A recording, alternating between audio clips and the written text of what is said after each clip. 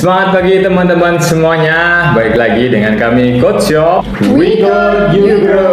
Oke, masih sama dengan sesi bedah buku. Kita udah masuk di bagian 3 bab 9 dengan subjudul apa yang diinginkan setiap orang. Jadi menarik banget. Ini udah mau terakhir di buku ini dan berulang kali menurut saya kata-kata ini atau pembahasan ini dituliskan di buku ini.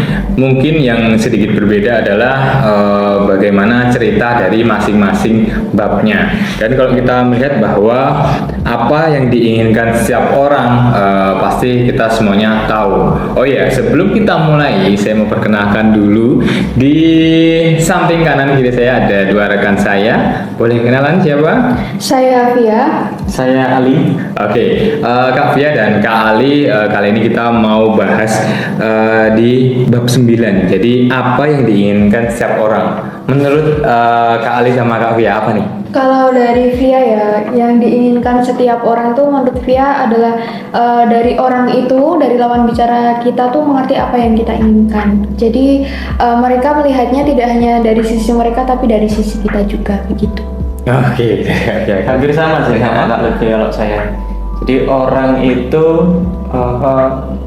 selalu memiliki selalu memiliki argumen, kondisi atau apapun ya sebenarnya dia ingin dimengerti agar dia diterima. Oke, berarti kalau seperti itu jawabannya adalah bagaimana kita memberi simpati kepada orang lain. Oke, berarti kalau apa yang diinginkan setiap orang, adalah sebuah simpati dari kita. Dan di sini banyak banget ceritanya. Di sini mungkin ada 4 cerita. Mungkin boleh salah satu mau nyampein ceritanya dulu. Kalau yang saya baca yang berkesan itu menurut saya ada seorang guru piano di Saint Louis, Missouri itu namanya Joyce Norris. Dia udah profesional dan sudah berpengalaman dalam mengajar piano ke anak-anak usia remaja begitulah. Ada salah satu muridnya itu namanya Babette. Babette itu seorang wanita remaja yang dia cantik dan memiliki, dia merawat kuku-kukunya, kuku-kuku panjang. Nah, Joyce Norris paham itu akan menghambat si Babette ini dalam mempelajari piano. Dia tidak akan bisa belajar cepat karena terhambat oleh kukunya. Nah, sebelum melakukan kritik, dia bersimpati dulu sama Babette. Babette, saya tahu kuku Anda ini sangat cantik. Nah, bersimpati dulu kan? Ya. Saya tahu kuku Anda sangat cantik, tetapi akan lebih baik jika Anda memotong kuku untuk dapat belajar lebih cepat. Seperti itu. Dan Joyce Norris pun juga bilang kepada ibunya, kalau bahwa si kukunya Babette ini sangat indah, sangat cantik, tapi akan lebih baik jika dipotong kukunya untuk memperlancar pembelajarannya dalam bermain piano ini. Okay. Nah, setelah 2 hari, kurang lebih, kalau yang seingat saya 2 hari itu, waktu si Joyce Norris itu kembali mengajar Babette dan dia terkejut ternyata kukunya sudah dipotong sama si kuku. Ibunya sendiri pun juga cerita kalau itu pertama kali si Babette memotong kuku untuk orang lain. Oke. Babette ini sangat cinta sama kukunya ya mungkin. Iya. Tapi dia bisa luluh karena ada orang yang mau bersimpati untuk kebaikannya sendiri begitu. Oke, jadi dengan diawali kata-kata yang simpati, ya memang kita tahu sih kalau ada kebutuhan kamu mau les sama saya, tapi kuku kamu panjang ya. Jarang bahkan tidak ada seorang pianis kukunya panjang. Kalau Kak Ali kukunya panjang nggak? Enggak, saya enggak panjang. Oke, berarti potensi untuk jago main piano ya? Bis. Ya bisa jadi insya Allah. Good. Jadi kalau lihat dari cerita itu, gimana kita lihat bahkan ketika kita menjabat sebagai seorang guru pun ketika mengajar ya kita harus tetap keluarkan rasa simpati kita agar apa yang kita ingin tularkan kepada anak murid kita bisa masuk dengan simpati itu. Ketika orang udah simpati pasti murid itu juga akan nyaman. Ya, dan ketika nyaman ya ibunya sendiri aja kaget bahwa dia bisa motong kuku sendiri hanya karena mungkin menurut ibunya ini disuruh sama gurunya. Iya. Tapi ternyata menyuruh itu tidak semudah itu ya. Ya. Oke, good. Jadi cerita yang menarik banget. Jadi memang wajar sih kalau siswi itu pasti batu ya. Iya. Batu itu susah dikasih tahu. Ya harus dengan cara masuknya ya dengan kita bersimpati dengan orang Dapetin lain. hatinya dulu. Benar. Oke. Good, kalau dari Kak Fia. Oke, kalau aku dari buku ini di bab 9 ini aku ambil yang ceritanya Jai Mangum, di mana dia tuh punya perusahaan pemeliharaan elevator eskalator. Nah, si Jai Mangum ini sebenarnya udah melakukan kontrak dengan sebuah hotel ternama di Tulsa, Oklahoma. Nah, pada suatu hari di hotel ini akan diadakan perbaikan atau pemeliharaan dari elevatornya. Tapi dari pihak hotel sendiri, tepatnya manajer hotelnya meminta kalau pemeliharaannya tuh kalau bisa hanya 2 jam saja agar tidak merepotkan para tamu hotel yang datang ke hotel tersebut. Nah, tapi dari sisi si Jai Mangum, karena dia seorang yang paham mengenai itu, dia bilang kalau misalkan waktu 2 jam itu belum bisa kalau untuk perbaikan biar bisa menyeluruh.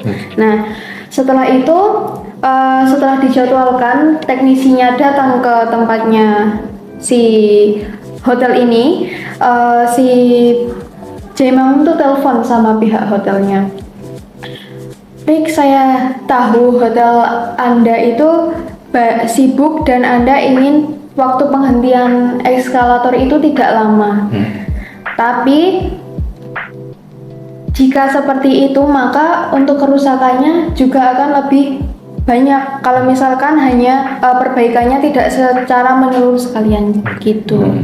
Jadi setelah itu si Rick ini mau tidak mau tetap memperbaiki eskalatornya itu selama 8 jam agar tidak sampai berhari-hari jikalau eskalator itu sampai rusak berat. Berarti kalau diambil dari cerita tadi, simpatiknya adalah dia mengatakan bahwa ya saya tahu bahwa hotel kamu itu rame, sibuk, tapi ya demi pemeliharaan dia menyampaikan bahwa kalau memang cuma 2 jam pasti nanti rusak lagi. Iya. Oke, good. Bagus banget sih ya.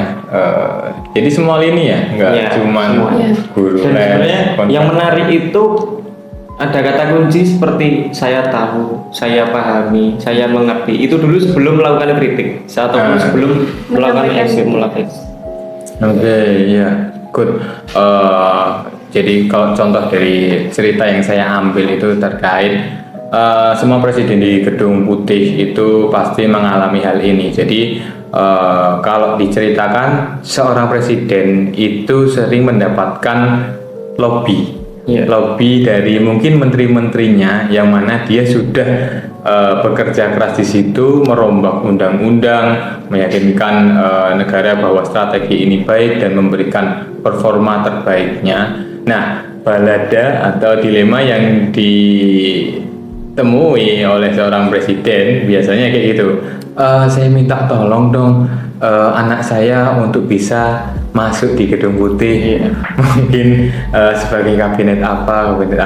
Jadi itu kata-kata yang sudah disampaikan ke presiden. Namun pada saat itu diceritakan bahwa ya presiden tidak bisa langsung menjawab hal itu. Dengan tulisan surat dari salah satu kabinetnya itu dia memikirkan cara ketika kita mendapatkan sesuatu yang mungkin tidak bisa kita bahagiakan orang itu atau putusan itu tidak bisa kita putuskan, dia mengambil cara dengan coba deh saya masukkan dulu surat itu ke dalam laci selama 2 hari agar saya juga nanti bisa berpikir bagaimana nanti kedepannya untuk menjawab ini sebaik mungkin. Dan ya memang kalau kita tahu struktur organisasi tidak semuanya bisa diputuskan oleh seorang presiden. Jadi dengan halusnya di sini dari 2 cerita ini sang presiden menuliskan suratnya dengan kata-kata simpatik atau kata-kata paling halus yang dia lontarkan adalah seperti ini kepada Perdana Menterinya ya. Jadi halo Ibu, saya tahu sekali bagaimana kekecewaan seorang ibu yang sudah bekerja mati-matian di negara ini dan hanya ingin meminta untuk anaknya dimasukkan. Nah, namun seperti yang kita tahu bahwa keputusan ini tidak hanya berdasarkan dari kata-kata saya. Jadi itu juga melalui proses dan kita butuh tolak ukur, makanya kita butuh ada jasa seperti biro untuk menseleksi anak Anda. Cuman saya juga sudah pertaruhkan nyawa saya memohon untuk nama anak ibu ajukan atau terus melalui proses itu. Dan ternyata ini tidak berhenti di situ saja. Jadi sang ibu memang sang ibu itu kemudian setelah menerima surat itu meminta maaf. Tapi selang beberapa hari ternyata ada suaminya yang menyampaikan surat bahwa halo Pak Presiden, ini istri saya masuk rumah sakit. Dia didiagnosis sakit lambung, yang mana lambung itu biasanya Karena pikiran berat. Oke, ini another level ya. Jadi diproses, dinego lagi setelah mendapat jawaban dari presiden, dinego lagi dengan cara yang ya cukup halus juga, memberikan kabar yang tidak baik. Kemudian presiden itu juga memikirkan cara lagi bagaimana untuk meyakinkan bahwa ya memang ini kita harus butuh proses. Dia membalas dengan simpati yang seperti ini. Saya harap kabar tersebut adalah kabar palsu atau diagnosa tersebut merupakan diagnosa yang tidak tepat dari rumah sakit, bahwa ibu ini mengalami sakit lambung, karena kemarin sudah saya sampaikan juga ke ibu bahwa saya sudah berusaha sebisa mungkin untuk memajukan dan mudah-mudahan anak ibu bisa terpilih sebagai mungkin next generasi di Gedung Putih. Jadi ternyata kadang juga kita sudah simpati, masih ada percobaan Percobaan kedua terkait negosiasi. Ini paling presiden cuman menyampaikan saja secara ya formal bahwa dia harus menyenangkan orang lain atau tidak boleh mengecewakan orang lain. Tapi ya tetap dengan sopan santun tersebut akhirnya juga suami istri tersebut menerima dan meminta maaf karena sudah mungkin mengekang seorang presiden untuk berusaha memasukkan anaknya ke dalam organisasi Gedung Putih tersebut. Ya.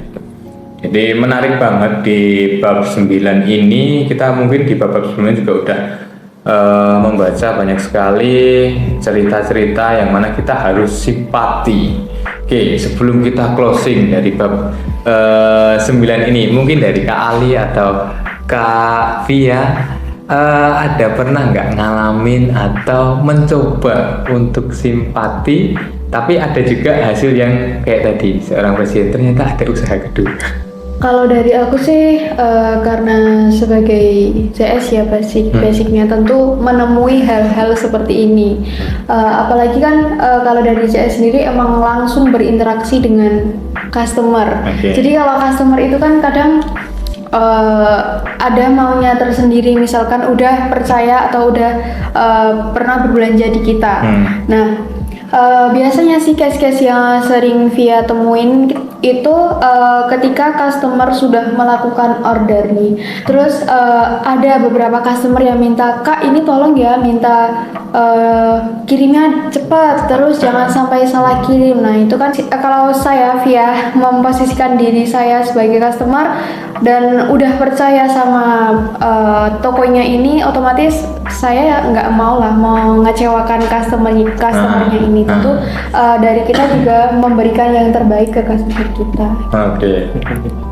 Kemudian yang dilakukan sama Kak Via? Kalau yang dilakukan dari Via tentu membantu notes itu kepada pihak-pihak yang terkait untuk jangan sampai salah kirim, terus untuk dibantu cepat agar bisa sesuai requestan dari customer gitu. Oke, berarti disampaikan ulang ya bahwa oh ini sudah saya sampaikan satu gudang, segera kita kirim kembali. Yes.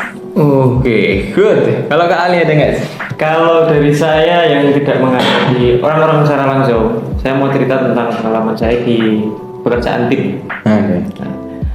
Saya ini kan saya sebagai marketing itu pernah dituntut untuk pernah dituntut oleh rekan tim saya untuk melakukan misal A saja, terus disuruh untuk melakukan A secepatnya. Tapi karena saya ada pekerjaan yang juga saya kerjakan pada saat itu, saya ya memberikan excuse, tapi sebelumnya saya juga ngomong, saya tahu kamu lelah. Tapi daripada kamu memburu-buru saya, mending kamu istirahat dulu sembari saya menyelesaikan pekerjaan. Dan karena mungkin ya saya belum tahu ilmunya itu ya pada waktu itu, tapi ya yang spontan keluar dari mulut saya ya seperti itu, dan akhirnya teman saya itu, rekan saya itu mau mengerti dan mau menunggu saya untuk melakukan pekerjaannya. Tidak lagi terburu-buru. Oke. Ya, cuman ya itu tadi. Ya bahasa ini pakai bahasa Jawa ya sebenarnya ya, tapi kalau bahasa Indonesia ya saya tahu kamu lelah. Itu udah dulu. Ini rekan saya wanita karena wanita ingin dimengerti. Oke. Sebenarnya manusia pun ingin dimengerti ya Pak. Ya, benar. Oke, good, menarik sih. Kadang memang simple. Kalau saya pernah nonton video bahwa setiap orang itu pengen simpati, dan setiap orang itu ketika berbicara sama orang lain, apalagi punya urusan, itu diibaratkan seperti kita itu seperti truk sampah. Orang lain inginnya melemparkan sampah. Jadi ketika orang ingin melemparkan sesuatu ke kita, memberi pekerjaan atau customer pengen negosiasi untuk pengen cepat, dan ya tanpa disuruh pun kita juga pasti akan melakukannya. Tapi kita seperti itu ya, kita butuh respon. Yang tipsnya sih biasanya senyum dulu aja, biar diri kita sendiri juga fresh. Karena untuk mengatakan bahwa iya aku tahu kamu lelah, itu juga ketika kondisi kita amburadul atau sedang tidak baik-baik saja, terus di-push ya api ketemu api lah. Api ketemu api. Oke, menarik banget sih di bab 9 ini. Sepertinya udah mau closing. Bab 10 kayaknya ada ya, 10 atau 11 terakhir. Jadi mudah-mudahan teman-teman yang udah nyaksiin podcast kita terkait membahas bagaimana cara mencari kawan dan mempengaruhi orang lain itu dapat insight juga. Mungkin yang belum baca kita sudah sampaikan, dan mudah-mudahan ilmu yang kita sampaikan bermanfaat dan bisa diterapkan oleh teman-teman semua, dan utamanya diterapkan oleh kita sendiri. Dan juga yang ngomong susah buat menerapkan. Utamanya saya pribadi. Saya rasa cukup untuk podcast kita hari ini terkait bagaimana mencari kawan dan mempengaruhi orang lain di bab 9 bagian 3. Terakhir, buat teman-teman pebisnis yang punya bisnis, ini udah era disrupsi, udah zamannya udah modern. Kalau punya bisnis, nulis nota masih nota manual, terus pembayaran tidak ada bukti, itu udah kayaknya udah ketinggalan zaman banget. Jadi udah enggak banget lah kalau enggak pakai yang namanya mesin kasir. Nah, kita dari Coach Shop nyediain peralatan kasir yang mana lengkap. Jadi mulai dari peralatan kasir yang sederhana sampai yang ribet atau multifungsi pun juga ada. Jadi buat teman-teman yang punya kebutuhan terkait mengembangkan bisnisnya, bisa cek langsung dari barang-barang yang ada di Coach Shop. Terima kasih banyak buat teman-teman semuanya. Selamat siang dari kita Coach Shop. We got you.